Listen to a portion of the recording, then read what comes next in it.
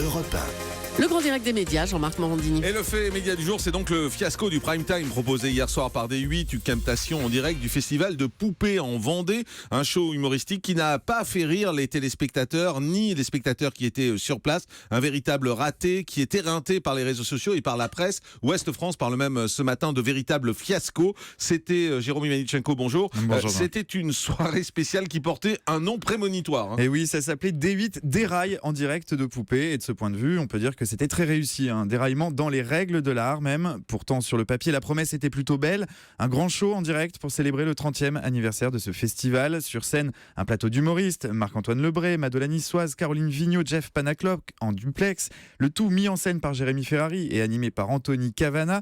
Les ingrédients d'une grande soirée de rire, a priori seulement. Parce que voilà, au lieu de ça, on a assisté à un véritable fiasco, des sketchs trop longs, pas assez drôles, pour un public trop peu réceptif, qui n'hésitait pas à siffler les artistes sur scène, et ce dès les premières minutes du spectacle, retransmis hier soir par D8. Et c'est Anthony Cavana, le maître de cérémonie, qui en a fait les frais après avoir chambré les spectateurs. Je sais qu'à Poupée, on parle pas très bien anglais. Comment ça, où? Comment ça, où? À Poupée, je viens de vous le dire. Mais je sais qu'on parle pas très bien anglais. Et surtout, je sais qu'à 22h, vous avez votre propre langue ici. Yes!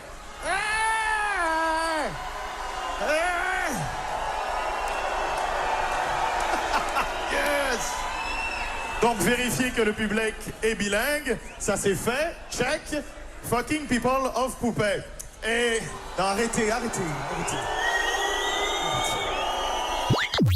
Alors certes, c'est de l'humour, c'est assez injuste, mais avouons qu'il y a un peu mieux quand même comme entrée en matière. Ouais, en même temps c'est de l'humour. Enfin, Anthony Cavana, il est là pour ça, il est connu pour ça, et c'est vrai que dès le début, le public a commencé à huer, à siffler, un peu comme s'il n'était pas là pour avoir de l'humour. Et ce spectacle, visiblement, en fait, ne respectait pas l'esprit du festival. Oui, Poupée, pour ceux qui ne connaissent pas, c'est un doux mélange entre fiesta et concert, entre humour et musique. Sauf qu'hier soir, du moins sur ce qu'on a pu voir à l'antenne, on était très loin de cet esprit festif totalement débridé.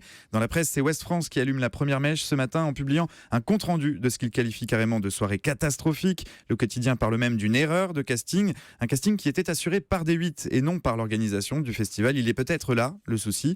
L'un des responsables du festival s'en explique dans Ouest France. On a sans doute péché par naïveté en laissant la chaîne s'occuper du plateau d'artistes, un plateau qui laisse ce matin pas mal de regrets. Ouais, et sur les réseaux sociaux, ça a été une déferlante de critiques. Oui, cette soirée proposée par D8 a fait l'unanimité contre elle. Si à l'antenne on entendait très distinctement les sifflets du public, les téléspectateurs ont eux aussi participé à la curée. Et comme souvent, ce sont les réseaux sociaux qui s'en sont fait l'écho. Sur Twitter, on a assisté à une descente en flammes du programme. Une soirée affligeante, triste à mourir, vulgaire. Des critiques qui font écho à la mauvaise audience du programme ce matin. Maxime Rioux nous en parlait à l'instant. 574 000 téléspectateurs pour 2,6% du public seulement.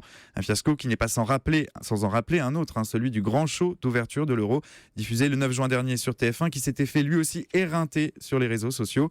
On connaissait la poupée qui fait non. Hier, c'était plutôt le public qui a fait non à Poupée. Merci beaucoup Jérôme Ivanichenko. Et puis je précise au passage que quand c'est pas bon sur TF1, on le dit, c'était le cas du grand show d'ouverture de l'Euro. On n'avait rien contre TF1, c'est juste que c'était pas bon ce qui a été diffusé. Et quand c'est pas bon sur D8, on le dit aussi parce que c'est pas bon ce qui a été fait hier soir. Voilà, on n'en veut pas à TF1 particulièrement, on n'en veut pas à D8 simplement. On constate ce qui se passe et on est là pour ça, pour être l'écho des téléspectateurs et l'écho de ce qui se dit et se fait sur les réseaux sociaux.